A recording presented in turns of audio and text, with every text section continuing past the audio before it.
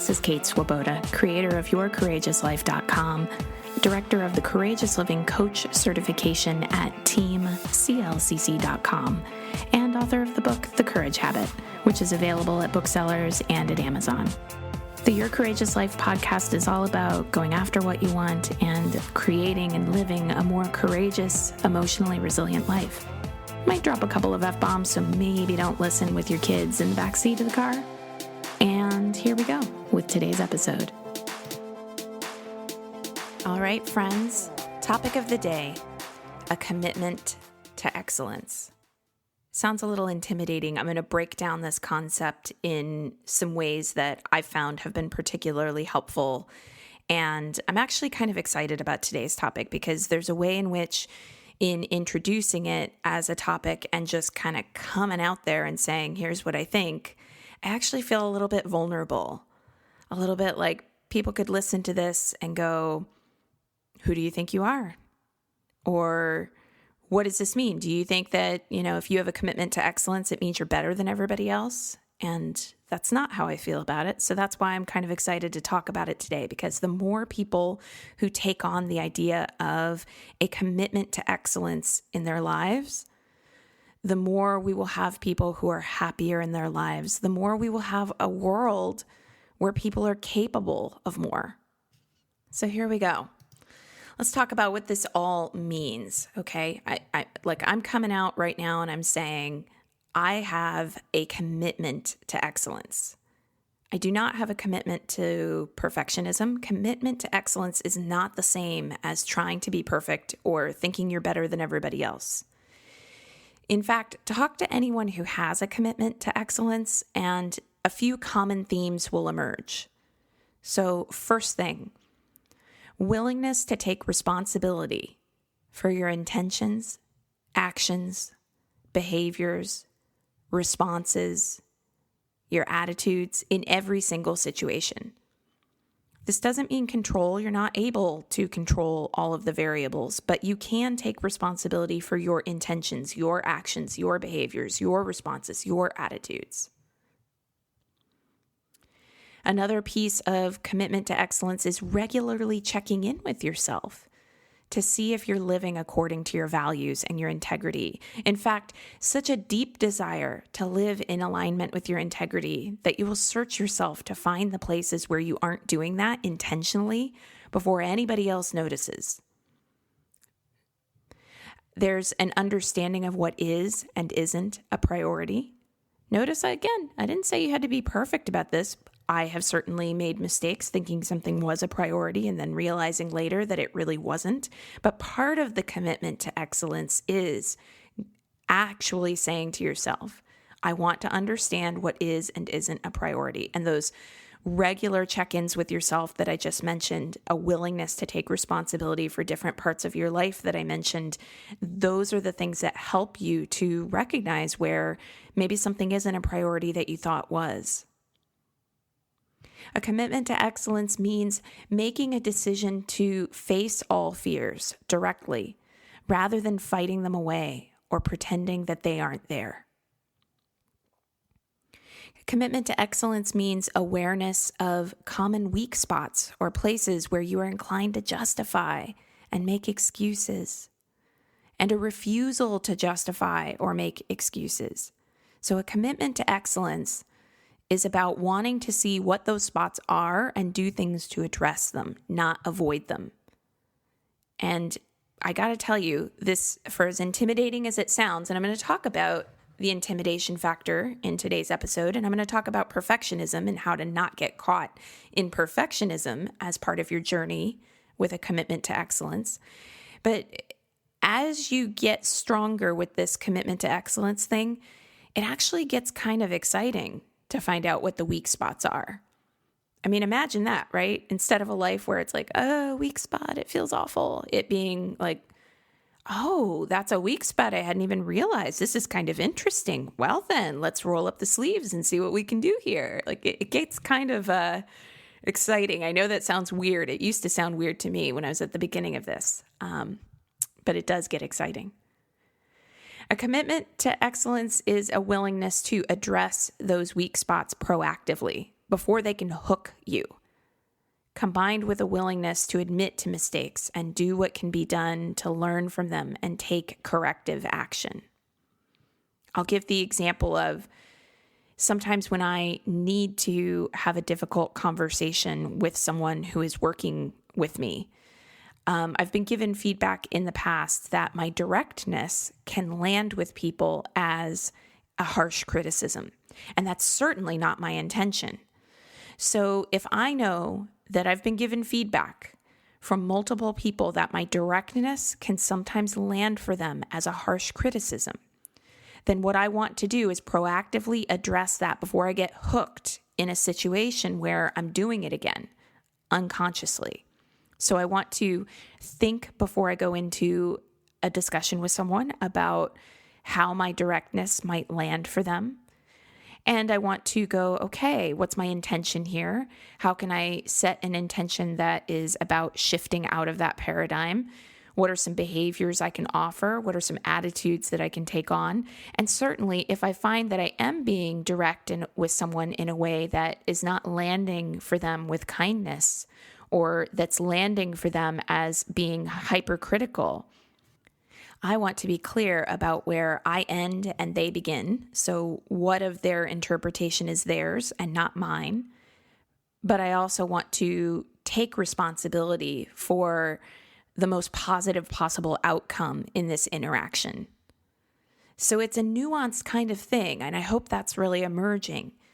A commitment to excellence is not about you know all the right rules and you follow them. It's about approaching situations with intentionality. A commitment to excellence is about humility and remembering that you don't know what you don't know and that everybody has stuff they don't know. So compassion and grace are necessary. They are part of a commitment to excellence. This is about intentionally finding ways to make small but consistent progress. A commitment to excellence is about focusing more on process than on external outcomes. The goal is really inner work and inner shifts when you are into this commitment to excellence thing, not some flashy thing that you can parade around and show off to everyone else. I've done for instance, some pretty impressive things with my business. I have hit some financial markers. I've been recognized by certain people. I've had my work featured in certain places. But those are not actually the biggest wins for me in my life or in my business, because that would be about external outcomes. For me, frankly, the things I'm most proud of in my business are the times when I wasn't making any money, but I decided that this was important to me, or I wasn't getting recognition, but I still put my voice out there anyway. That's actually a lot harder to do.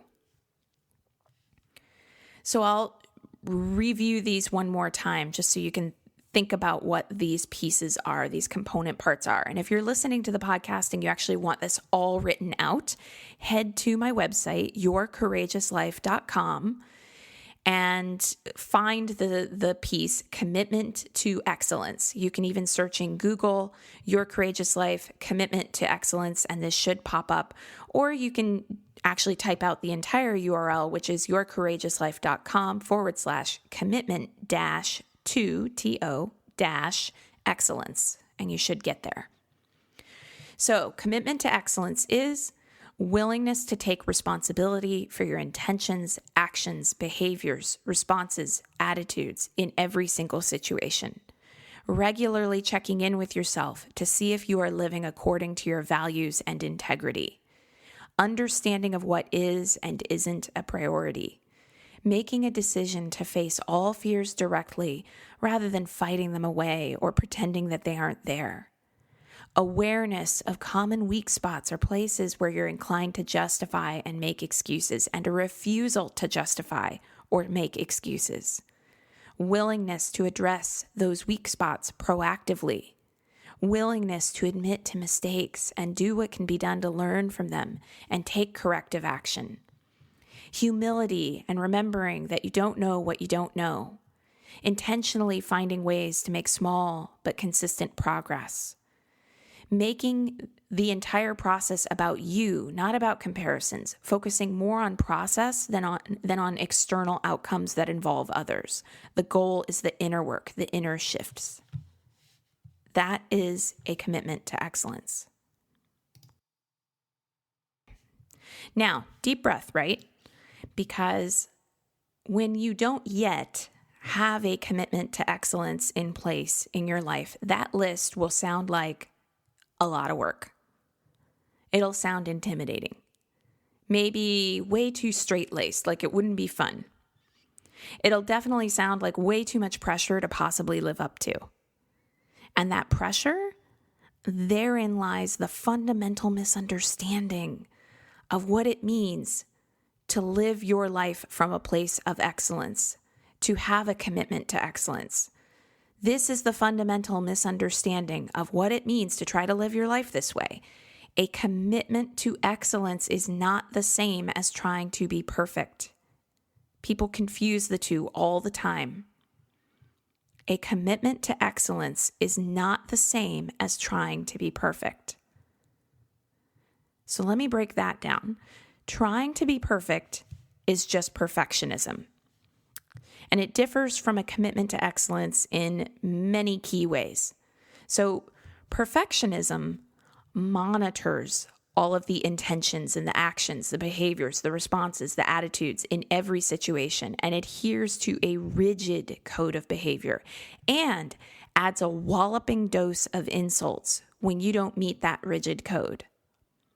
Perfectionism over time will erode you rather than build you. So again, I understand that commitment to excellence list, if it sounds like a lot of pressure, intimidating, no fun, pressure to live up to, if your frame for a commitment to excellence is this rigid code of behavior that you're going to have to live up to, and then you're going to have to beat yourself up anytime you fall short because you didn't live up to it, well then yeah, I can totally understand why someone would go, yeah, this code of excellence thing, yeah, commitment to excellence, no, not so much for me, no fun for me. So this is a big difference between a commitment to excellence and perfectionism. Perfectionism will make the checking in with yourself about being perfect, not about the value of doing the check-in. In other words, the check-in with yourself when it's perfectionism is going to be, again, that rigidity. Oh, I didn't make it here. Oh, well, I messed up over here. And a commitment to excellence is about, what do I notice? Okay, this is a place where I missed the mark and I'd like to look at that. It's not like, oh, here's my check-in. Great. I'm going to see all these places where I failed. That's perfectionism when you're only looking for all the places where you failed. Perfectionism takes on everything as a priority instead of having select, focused priorities that were chosen with consciousness. Perfectionism sees weakness as a problem that must be obliterated, rather than a part of being human that can be worked on. Again, perfectionism over time will erode you rather than build you. Perfectionism either avoids fear, so these are the people who will say, oh, fear isn't really a problem in my life, or berates fear, telling fear to shut up, go away, I'm not listening to my fear. Perfectionism ignores the fact that these approaches are a total waste of time, that they haven't ever worked, and therefore are not likely to ever work. Perfectionism just keeps toeing the line, doing what it's always done, hating fear, instead of doing the work of excellence, which is about understanding and working with fear. Perfectionism will try to monitor so many things that it becomes more and more difficult to both monitor all the current things and also proactively look at what else might be happening. A commitment to excellence would understand, hey, I have X amount of attention and I can try to push some levers to expand my awareness and my attention, but there's a finite amount, so I'd better put my attention where it counts. And perfectionism just keeps going, oh, I can do more, I should be able to do more. Come on, what's wrong with me? Why can't I do more? And then in the constant trying to do more, the monitoring of so many things, that's where proactively looking at what might be up ahead starts to fall apart. Something suffers, in essence. Either the current present moment suffers, or the ability to look proactively at what's coming suffers, or the ability to learn from what has happened in the past in a conscious way suffers. This is a big one with perfectionism and perfectionists. Perfectionists are oh so secretly not humble. Oh so secretly not humble. They may pretend to be, because perfectionists always know what looks good to others, and being arrogant, of course, doesn't look good. But you got a hook, a little place where you're stuck in perfectionism when you're quietly comparing your progress to other people's progress and inwardly smiling about how you're better. Or when you're feeling smug and self-righteous because other people are fumbling and foolish. Or just in general when you're judging others. When you're judging others for any reason, really, including maybe not being quite on their game as you are. So in other words, the commitment to excellence, when it gets pushed into the container of perfectionism, ends up getting parasitic. It ends up being something that gets distorted as this thing that makes you better than others. And thinking you're better than others is not a commitment to excellence. And I got to be the first one to raise my hand and say that this was a huge place where I was caught for a long time. A culture that pushes making good grades and making more money and external markers of success, like how you look or what your accolades are, it also celebrates the idea that you should use those things to buoy up your self-esteem and feel good about who you are. And then the problem becomes, well, if I don't have an ongoing replenishment of those things to buoy up my self-esteem again, then I don't know who I am. So I either have to keep recycling the accomplishments that I do have and feeling really oh so good about myself in comparison to other people, or I got to keep accruing more accomplishments. Trust me, I'm experienced with mixing up perfectionism and a commitment to excellence. And anytime someone is saying, I am committed to excellence, and part of that means that look at how other people don't get it, I understand now that that's arrogance. That is taking something that could be a wonderful tool, commitment to excellence, and deciding that that is the tool you're going to hinge on. That's such a powerful choice. But if you make it about comparisons or judging other people, and it can be hard to admit, no one wants to see themselves this way. So if you know that there's a part of you that does this, please own it, because otherwise it'll control you. If you make a commitment to excellence about comparisons or being better, you will end up just practicing perfectionism, and that is not a commitment to excellence.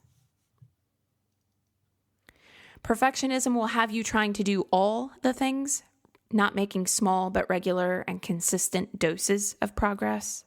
And perfectionism is overly focused on the big win, the thing that will look good to everyone else rather than the small wins that are available daily, or the big wins that are really big wins because they reflect you trying your best. I know that someone has a commitment to excellence when they are proud that they were able to do something 10% better now than they were a month ago. And I know that someone is into perfectionism when their only focus is on how 10% better isn't a big enough win. They're waiting for 100% better before they are going to go, this is a big win. You might have noticed that the punishing and unrelenting attitude of perfectionism, the attitude is the hallmark that makes all the difference. A commitment to excellence can be tough yet rewarding. Practicing the attitude and behaviors of perfectionism is high on tough and low on rewarding. It's sort of like trying to hold your breath for as long as possible and then berating yourself when you inevitably need to inhale and exhale. It's like the whole result is, how long can I hold my breath? Could I hold my breath longer than that other person? I should be able to hold my breath longer. I should be able to do more. Oh God, I had to breathe again. Here we go. All right, back to it. Gotta hold it. It's like tense and tight. And with perfectionism, this is the truth you need to hear in your soul. If you are like, I recognize myself in some or all of these behaviors and I want to shift, perfectionism will burn you out with time. It is an inevitability. It is inevitable that you will burn out if what you are actually doing is perfectionism. So that's why I'm extending this very direct, speaking of giving feedback that's direct, that can sometimes land as intimidating or too much. Please know my intention is not to be too much. My intention is to just be really real with you. Because I see people suffering. I see people who think they are aiming for excellence, who are actually practicing perfectionism. And I have so been there, and I so appreciate the people who pointed out the difference to me, because perfectionism wears you down instead of building you up. It erodes you. Now, a commitment to excellence will build you up over time. It will humble you, but you will be grateful for having been humbled. You'll come to reframe your most vulnerable and humbling moments as some of the greatest gifts of your life. A commitment to excellence will show you who you are, both at your weakest moments and at the moments when you realize that you are capable of so much more. And if you want to be shown who you truly are and what you're truly capable of, you probably already feel it. Listening to these words, maybe something in you felt stirred or excited, an inner yes. There's something more for me here. Not more as in I got to be better and I'm not enough, but more as in, like a kind of freedom, a kind of more access to seeing all that life has to offer, potential, stepping into a bigger arena. That's the inner yes. So follow that yes.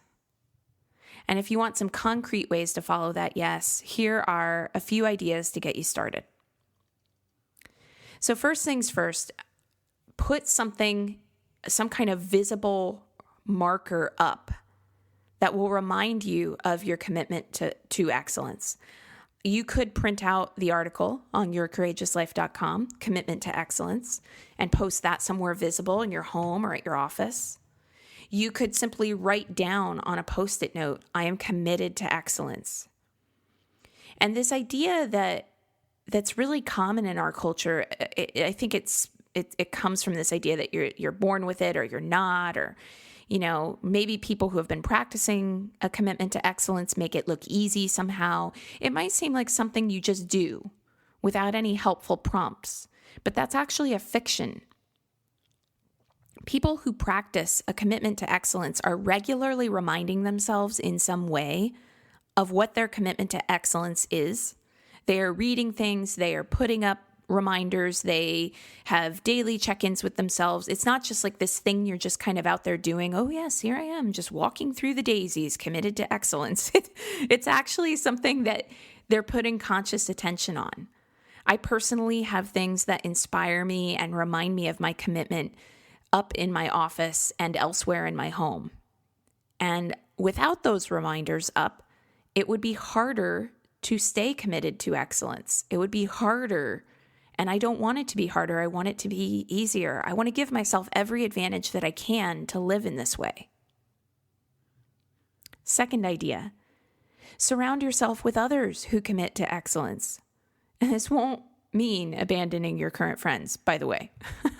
You don't have to go survey all your friends and be like, are you committed to excellence? Yes? Great. You can stay. You're not? All right. I'm not friends with you. No. It just means really upping your contact time with others who are on the same journey. I got to say, for me, I find it wildly inspiring to have gotten into CrossFit, which I did last year. And I just feel like when I go into CrossFit, I can see the people who are really committed to excellence. The people who are like, you know what, I have a slight injury. I'm going to go down in weight because my focus is on the long game, not on being able to lift some impressive weight today to get flashy attention from everybody in the gym, even though I'm injured. I think that arenas like that where people are being tested are really wonderful to see examples of people who are committed to excellence. They are the people, by the way, who will show up every day and do something. They don't let obstacles get in their way.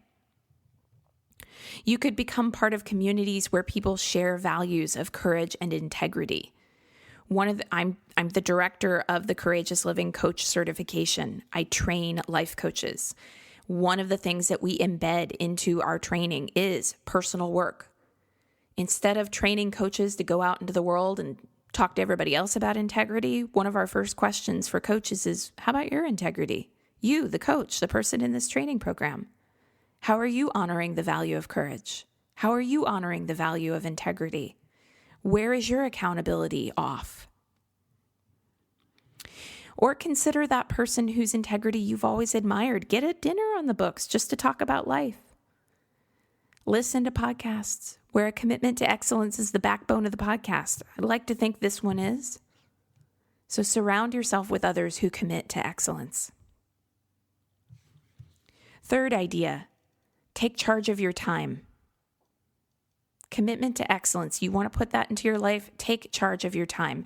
Now, this does not need to mean color coding every hour of your day, but it will mean that you need to declare enough sovereignty over your schedule for two things: 10 to 20 minutes for a daily check-in on your commitment to excellence, and 10 to 20 minutes of meditation. So in total, as little as 20 minutes for both activities, if you just do 10 for one and 10 for the other, or as much as 40 minutes. So 10 to 20 minutes for a daily check-in on your commitment to excellence. That's the things like, let me check in with myself. Can I think of anything in the last 24 hours where I've been out of integrity, where I haven't taken charge of my attitude, or where I've been reacting instead of responding? Is there anything I told someone I'd do for them and then I didn't do? Do I overcommit? Do I say yes when I really need to be saying no? Have I gotten out of alignment about my priorities? Speaking of which, what are my priorities? What consistent daily action am I taking for those priorities? So this take charge of your time is about going, okay, I'm going to have anywhere between 20 to 40 minutes for these two things: my check-in on my commitment to excellence and for meditation. The meditation piece, critical, because you gotta slow down. You gotta have some time to just breathe. It ups your immune system. It ups your higher centers of higher thinking in the brain. It helps you to make creative connections. Meditation, go read the research all over the place. Any area of your life you want to improve, meditation's gonna help you do it. That's why it's so important. It doesn't matter as much what type of meditation you adopt. You can do breathing meditation, staring at a wall, watching your breath, being present to the moment. You can do guided meditation on Insight Timer, free app, but something. Now, if this take charge of your time thing, if you absolutely cannot do as little as 20 minutes, your first focus is to ask yourself about any way in which you are telling yourself a lie that you don't have 20 minutes.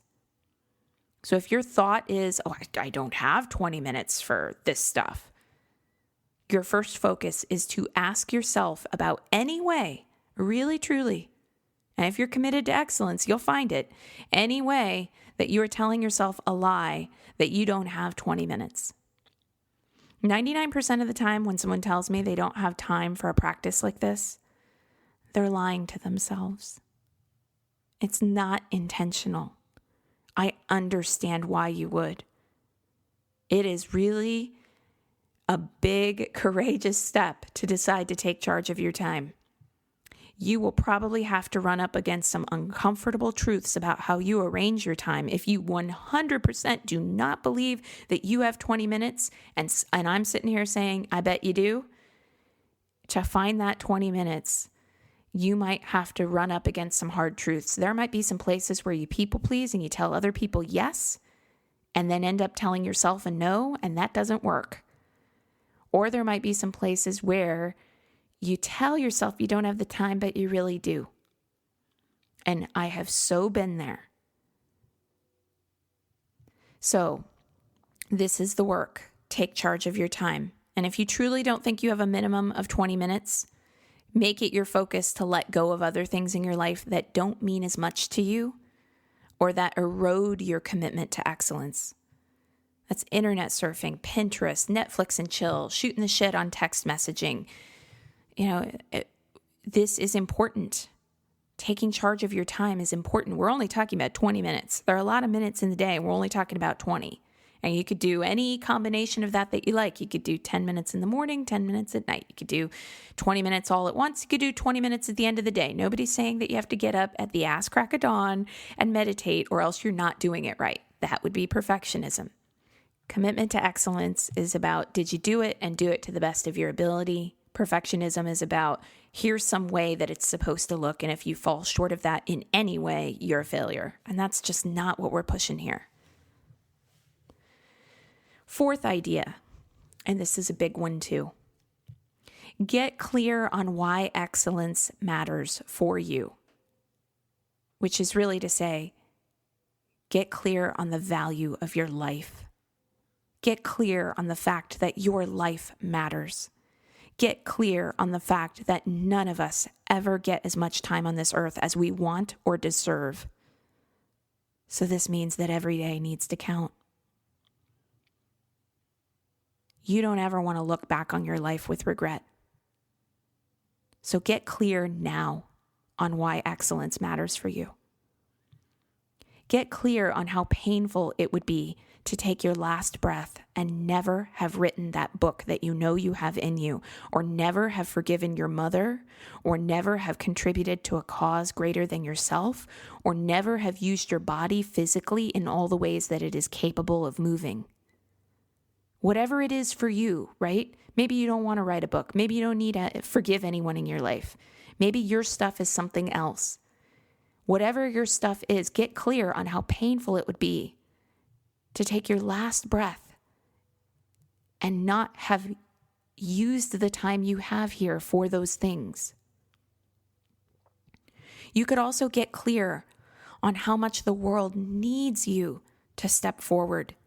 Contribute your vision and voice.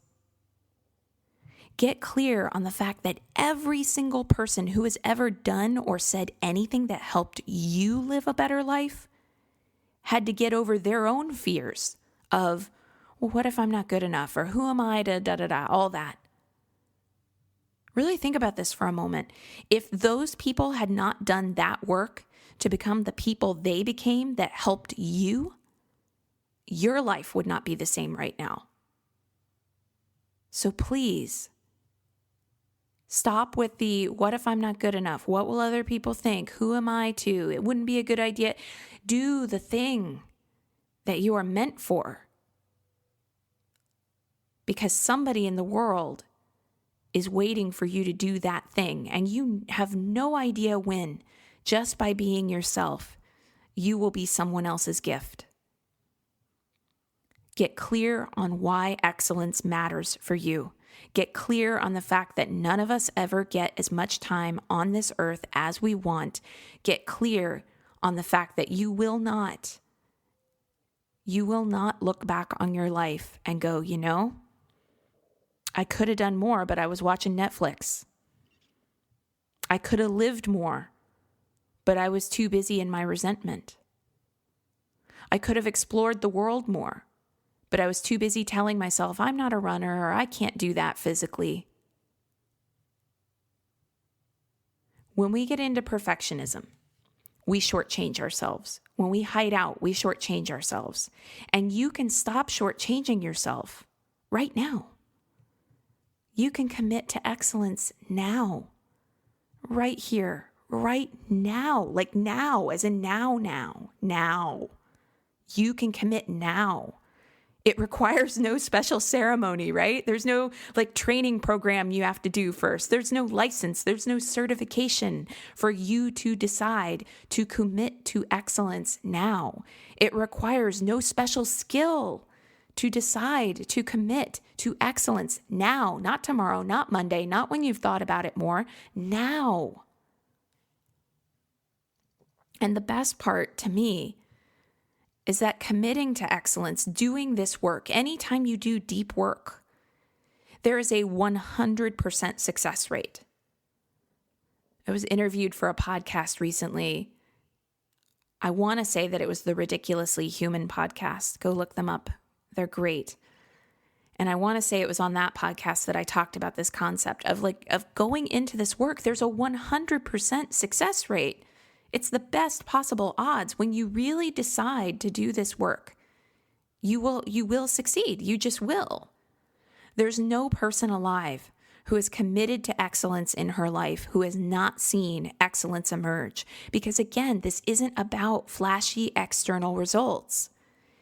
Committing to excellence is about aligning with integrity in your life, making your life truly matter to yourself, and enjoying the process along the way. It's not about anybody else. A commitment to excellence is something that only you can give to yourself. And every moment you aren't giving it to yourself, you're actually taking it away from yourself, because every moment you're not giving this commitment to yourself, you're one moment closer to the final moment, the moment when you take that last breath and the choice to commit or not is totally taken off the table. This is important, and if I sound like a crazy, intense zealot, so be it. I think your life matters.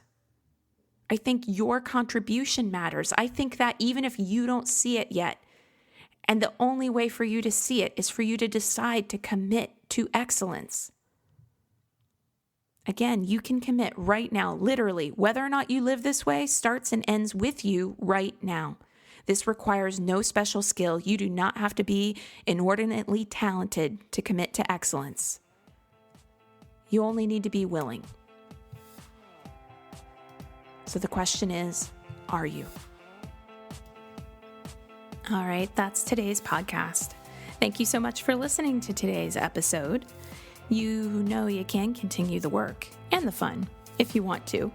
Head on over to yourcourageouslife.com/begin and become a Your Courageous Life subscriber, because as soon as you sign up, you get access to an entire library of worksheets and audios and other bonuses. And of course, you'll be receiving more courage in your inbox. And who wouldn't love that? You can learn more about the Courageous Living Coach certification at teamclcc.com. You can get the Courage Habit at your local bookseller, on Amazon, wherever you like. We can even connect on social media. I'm on Facebook at Your Courageous Life. So look for facebook.com/Your Courageous Life. And I'm on Instagram as Kate Courageous. And I'd love to connect with you on Instagram. So here's to you using these courageous tools in your life and creating a real ripple effect of good. And again, thanks so much for listening. I love it that you're here.